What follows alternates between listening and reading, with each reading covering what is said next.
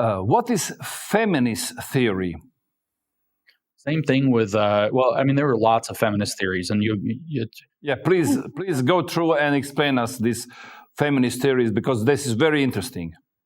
Yeah, feminist theory is the most complicated, and it's, there are jokes to be made about angering a bunch of women, some of whom get very upset when you don't do this right. But the dictionary definition of feminism is advocacy for the equal political, social, and cultural standing of women to men, which most people in the developed world largely agree with. We think that women should be able to have mortgages and, participate in civic life and get jobs if they want them, without facing, policies to just say no women allowed.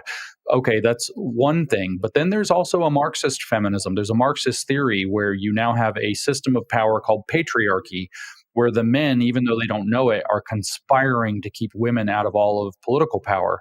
And so you have male versus female as oppressor versus oppressed, and you have the exact same Marxist concepts. It's enforced by the hatred of women called misogyny, and its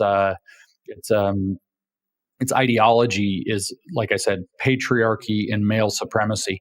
And so there's an entire theory where it's basically that is separate from just talking about political, social, and economic equality for people to be free, whether male or female, to live their lives as they wish. There's a separate theory that basically all the men are conspiring as a class against all the women as a class, and they're going to be intrinsically in class conflict. That is, I think, not only very destructive on its own, because it's still a Marxist theory of identity that still tears apart I think the most important bond in any society, obviously, is the male to female bond, because that's how you build families. That's how you build the next generation. It's how you raise children.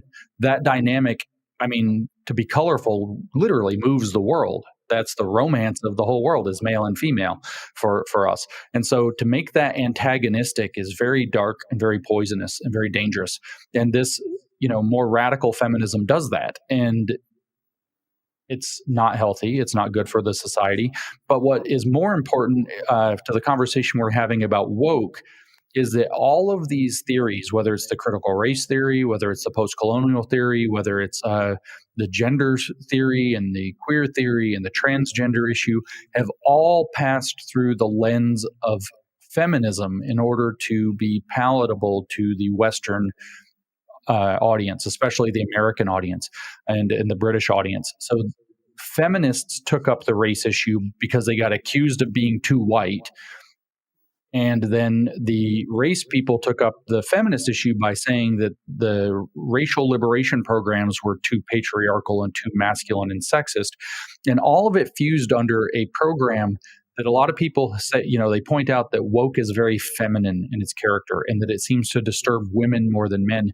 But that's because it all got colored and it all got designed to enter society through feminist issues and through feminist tools that were designed to target women, young, vulnerable women in particular, more than anybody else. And so feminism became kind of the melting pot for all of these woke theories that made them different in some sense than the original communism that you'd see in Soviet Union or China.